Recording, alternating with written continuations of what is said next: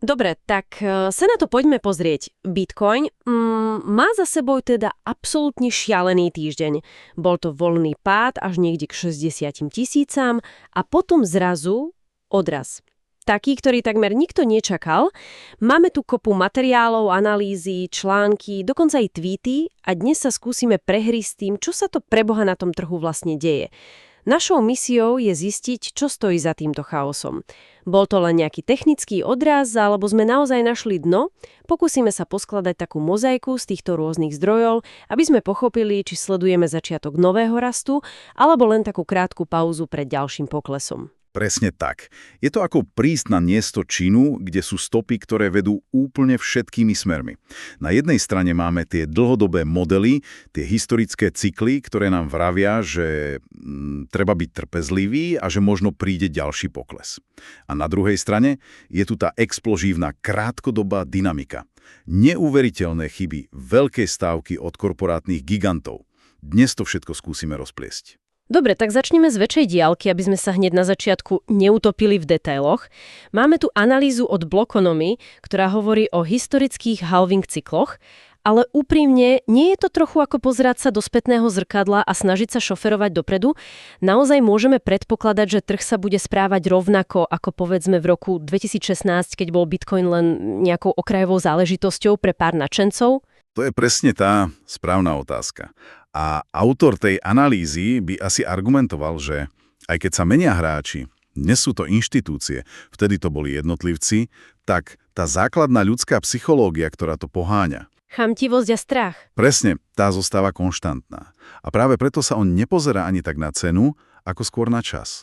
Na čas. Ako to myslíš? No, ten vzorec, ktorý našiel v cykloch z rokov 2012, 2016 a 2020, hovorí, že od vrcholu cyklu po to absolútne dno vždy uplynulo 363 až 460 dní. To je prekvapivo konzistentné. Áno, je. A ak by sa tento vzorec mal zopakovať, tak to potenciálne dno pre tento cyklus by sme mali hľadať až niekedy v októbri alebo novembri 2026. Wow. A cenovo by to mohlo znamenať pokles niekde k 45, možno až 50 000 dolárov. To je ešte poriadne ďaleko. A je tam ešte nejaký iný signál, ktorý by to podporoval? Áno, je. A je to veľmi zaujímavý on-chain indikátor. Predstav si niečo ako taký teplomer nálady na trhu, volá sa NUPL. V podstate meria, aká časť trhu je v zisku oproti tej, ktorá je v strate. A pri skutočných trhových dnách, keď obrazne povedané tečie krv ulicami, tento teplomer ukazuje hlboký mráz, zónu, ktorú analytici volajú kapitulácia. To je ten moment, keď už všetci stráťajú nádej a predávajú v panike? Presne.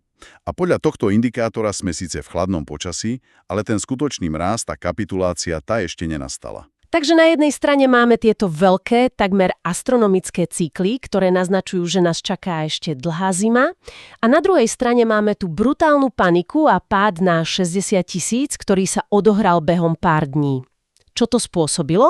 Pozrieme sa na analýzu od Matthewsa Siegel z Vanek. Ten tvrdí, že to bol dokonalý koktail negatívnych správ. Áno, a ten koktail mal niekoľko kľúčových ingrediencií. Prvou bolo masívne znižovanie pákového efektu. Predstav si to ako obrovské kazíno, kde ľudia vsádzajú na budúcu cenu s požičanými peniazmi. No a celkový objem týchto stávok, tzv. Otvorený záujem o futures, klesol o viac ako 20% za pár dní. O koľko peňazí ide? Z trhu sa vyparilo 12 miliárd dolárov v požičaných peniazoch. Trh sa jednoducho musel nadýchnuť. Počkaj, ale aj ťažiari boli dlho vnímaní ako tí najsilnejší hodleri, ktorí svoje mince držia za každú cenu. Prečo by práve teraz predávali? No, pretože ich biznis model sa zásadne zmenil. Mnohí z nich sa v posledných rokoch vrhli na umelú inteligenciu, na vysokovýkonné výpočtové systémy. Čo si vyžaduje obrovský kapitál? Presne, a drahú infraštruktúru. A keď financovanie v tomto horúcem AI sektore začalo vysýchať a zároveň klesla cena ich hlavného aktíva, teda Bitcoinu, dostali sa do klieští. Museli predávať BTC, aby udržali svetla zapnuté vo svojich nových, drahých AI farmách. Takže máme finančný tlak na ťažárov, masívny odliv požičaných peňazí a v zdrojoch sa spomína aj starý známy strašiak – kvantové počítače. To je téma, ktorá sa vracia ako bumerang pri každom poklese. Je to reálna hrozba alebo len nejaká zámienka? Je to taký večný duch v stroji kryptomien. Tá obava, že jedného dňa príde kvantový počítač, ktorý dokáže prelomiť šifrovanie a teoreticky ohroziť až polovicu všetkých bitcoinov, je legitímna. Ale tá hrozba je stále na veľmi, veľmi vzdialenom horizonte. Takže skôr psychologický faktor. Presne. Keď trh hľadá dôvody na paniku, vyťahne sa aj tento starý strašiak z od skrine. Ale napriek tomu všetkému, ten istý analytik Zvanek Sigel tvrdí, že tento výpredaj je vlastne skvelá nákupná príležitosť na najbližší rok či dva. To je fascinujúci paradox. Všetci utekajú a on kričí, že je čas nakupovať. Dobre, ale to, čo je naozaj zaujímavé, je ten chaos, ktorý sa odohrála pod povrchom. Keď sa pozrieme pod kapotu, ten trh nie je elegantný stroj. Je to skôr chaotická dielňa plná bizarných mechanizmov. A tie dva príbehy, ktoré máme v zdrojoch, sú toho dokonalým príkladom. Prvým je masívny short squeeze. U-Today píše o 713% nerovnováhe v likvidáciách. To znie ako sci-fi. Ale je to čistá trhová mechanika. Jednoduše povedané, obrovské množstvo obchodníkov stavilo na to, že cena pôjde dole. Hovoríme tomu shorty. Boli si takí istí, že trh bude ďalej krvácať. Lenže cena sa zrazu odrazila nahor. A vtedy nastala panika na tej druhej strane. Všetci títo shortari museli zrazu rýchlo nakupovať bitcoin, aby pokryli svoje masívne straty. A týmito nútenými nákupmi vlastne sami vystrelili cenu ešte vyššie. Ako keď sa snažíš stlačiť pružinu a ona ti nečakane vystrelí rovno do tváre. Presne tak. A tie čísla sú neuveriteľné. Za 4 hodiny boli zlikvidované short pozície v hodnote $59 miliónov. 59 miliónov? Áno. A pre porovnanie, v tom istom čase boli zlikvidované long pozície, teda stávky na rast v hodnote len $828 000. Tá nerovnováha je astronomická. Je. A to nás privádza k tej zásadnej otázke. Bol ten odraz od 60 000 skutočný, organický dopyt od nových kupcov, alebo to bol len tento technický efekt? Ak sa teraz neobjavia skutoční kupujúci, táto úľava môže byť veľmi, veľmi krátka. A ako by táto dráma nestačila, jedna z najväčších búrz v Južnej Kórei, BitHump, urobila chybu, ktorá je naozaj na neuverenie. Toto je príbeh, ktorý znie ako scenár k filmu. BitHump chcel spraviť promoakciu, rozdávať malú odmenu v hodnote 2000 korejských vonov. To je koľko? To je asi tak euro 40. Maličkosť. Moment, to si musíme zopakovať. Oni chceli poslať odmenu v hodnote euro 40 a namiesto toho poslali 2000 celých bitcoinov každému jednému výhercovi. Veď to je pri dnešných cenách viac ako $120 miliónov na osobu. Ako je niečo také vôbec možné? Nuž, očividne je. Chyba v systéme. Celkovo takto omylom poslali mince v hodnote viac ako $40 miliárd. To je šialené. Samozrejme, tí, ktorých dostali, ich začali okamžite predávať. Spôsobilo to totálny chaos a bleskový prepad cene o 17% priamo na ich burze. Niekde v Soulu mal v ten deň jeden stážista alebo programátor pravdepodobne najhorší deň svojho profesionálneho života. A dokázali to zvrátiť? Áno, podarilo sa im získať späť 99,7% mincí do 35 minút, ale tá škoda už bola napáchaná.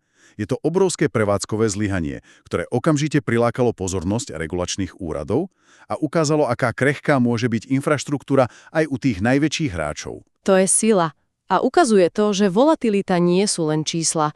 Má reálne dôsledky pre firmy, ktoré do Bitcoinu investovali všetko. A nikto nie je lepším príkladom ako MicroStrategy. Ako sa oni vyrovňávajú s touto búrkou? Ich situácia je dosť napätá. Akcie ich firmy MSTR dostali tvrdý úder, sú o 72% nižšie ako na svojom vrchole. Analytici radikálne znižujú svoje cenové ciele. Napríklad Canaccord Genuity znížil svoj cieľ o 61%. A veľké ratingové agentúry ako Moody's a banky ako Citigroup otvorene varujú pred rizikom ich stratégie. Takže sú pod obrovským tlakom z Wall Street. A ich reakcia? Predpokladám, že sa snažia upokojiť investorov, možno predať časť pozícií. Ich reakcia? Kúpili ďalší bitcoin. Čože? Konkrétne 855 BTC za prímernú cenu takmer $88 000, aj keď cena už klesala. Ich celková pozícia je teraz neuveriteľných 713 502 bitcoinov s priemernou nákupnou cenou $76 022. Takže sú v strate? Pri súčasných cenách sú v masívnej nerealizovanej strate. A tu sa musíme opýtať, je to naozaj len čisté, neochvejné presvedčenie, alebo sú už tak trochu v pasci vlastnej stratégie? Keď vaša firemná identita a celá bilancia sú takmer 100% závislé od ceny jedného aktíva, Máte inú možnosť, než ho verejne a finančne podporovať pri každom poklese? Je to geniálna hra alebo najväčší all-in v korporátnej histórii? A ich CEO, Michael Saylor, to ešte podčiarkol. Keď sa cena odrazila, zverejnil taký záhadný tweet Orange Dots Matter s grafom ich nákupov. Tým jasne naznačilo, že pravdepodobne nakupovali aj na dne blízko $60,000. Idú absolútne proti prúdu. Je to stratégia, ktorá buď skončí legendárnym úspechom, alebo rovnako legendárnym zlyhaním. Dobre, takže najväčší korporátny bík ďalej nakupuje. Ale čo robia ostatní veľkí hráči? Tie povestné veľryby. Článok z CoinGape naznačuje, že nie všetci sú takí optimistickí. Práve naopak. Tu vidíme ďalší zdroj predajného tlaku. Jedna konkrétna veľryba, v článku označená ako Gerd Gin, údajne zasvatenec Trumpového okolia, presúľova takmer 6600 bitcoinov v hodnote $463 miliónov na burzu Binance. A to je zlé znamenie však? Vo svete kryptoanalýzy je to klasický varovný signál. Predstav si to tak, že mince v súkromnej peňaženke sú ako jedlo v špajzi. Keď ich presunieš na burzu, je to ako keď to jedlo dáš na kuchynskú linku. Neznamená to, že ho hneď zješ, ale... Pripravuješ sa na to. Presne. A takýto obrovský presun vyvoláva na trhu strach, že sa chystá veľký predaj. A to sa okamžite odrazilo na nálade. A ako veľmi zlá je tá nálada? Index strachu a chamtivosti, ktorý meria sentiment na trhu, klesol na úroveň 6 zo 100. Len 6? Áno, to je kategória extrémny strach. Takéto nízke číslo sme nevideli od najhlbšieho dna posledného medvedieho trhu v júni 2022. Takže zatiaľ, čo Saylor kričí nakupujte, trh ako celok šepká v panike. Dobre, toto je naozaj divoká jazda. Skúsme si to pospájať. Máme tu dlhodobé modely, ktoré predpovedajú ešte rok bolesti. Máme krátkodobý odraz, ktorý bol zrejme len technický. Máme MicroStrategy, ktorá nakupuje, ako by zajtrajšok neexistoval, a zároveň veľryby, ktoré sa chystajú predávať. A všade okolo toho extrémny strach. Ako sa v tomto má človek vyznať? Zosumarizujme si tie kľúčové napätia. Sú to v podstate 3 veľké preťahovania lanom, ktoré sa odohrávajú súčasne. Prvé je, ako to opisuje článok zo Zcrypto, preťahovanie medzi pákovým efektom a ponukou. Na trh sa vracia obrovské množstvo požičaných peňazí, ktoré môžu akýkoľvek pohyb extrémne zosilniť. Ale zároveň dlhodobí držitelia začínajú predávať svoje mince, čo vytvára tlak zhora. Sú to 2 obrovské sily idúce proti sebe. A čo technická analýza v takomto chaose? Všade sa hovorí o nejakých CME medzerách, ktoré sa vraj musia vyplniť. Čo to vlastne je? A má to nejaký zmysel? To je druhé veľké napätie medzi mýtom a realitou technickej analýzy. CME gap je jednoducho cenová medzera. Vznikne, keď sa tradičný trh s Bitcoin Futures na burze CME cez víkend zatvorí, ale kryptotrhy bežia 24/7. A ak cena cez víkend prudko stúpne alebo klesne, v pondelok ráno je na grafe diera. A vznikol mýtus, že tá diera sa musí vyplniť. Presne. Že cena sa k nej musí skôr či neskôr vrátiť. A je to pravda? No, často sa to stane, ale nie je to žiadny fyzikálny zákon.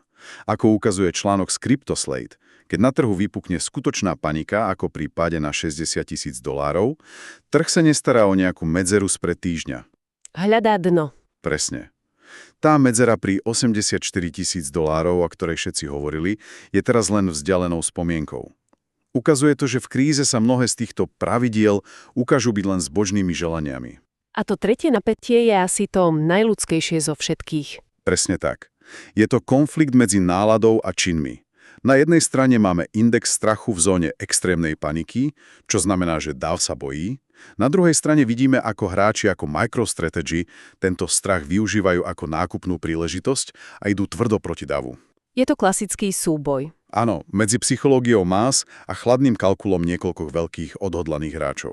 Takže, keď si to zhrnieme, trh s bitcoinom je na fascinujúcej a extrémne neistej križovatke. Sme svedkami stretu medzi pomalou, dlhodobou analýzou cyklov, ktorá ukazuje smerom dole, a rýchlým, chaotickým krátkodobým dejaním, ktoré je poháňané pákou, ľudskými chybami a obrovskými korporátnymi stavkami. Kľúčový poznatok je, že dôvody za pohybmi ceny sú komplexnejšie než kedykoľvek predtým. Už to nie je len o dopyte a ponuke. Je to súhra finančného zdravia ťažiarov, ktorí sa stali aj AI spoločnosťami, abstraktných obáv z budúcich technológií a veľmi konkrétnych, odvážnych rozhodnutí v korporátnych pokladniciach. Každý z týchto faktorov môže sám o sebe pohnúť celým trhom. A tu je myšlienka na záver. Videli sme, ako fatálna prevádzková chyba jedinej burzy a strategické rozhodnutia jediného CEO môžu mať okamžitý, neprimerane veľký vplyv na aktívum s trhovou kapitalizáciou vyše $1 bilión. A to vyvoláva jednu dôležitú až provokatívnu otázku do budúcnosti.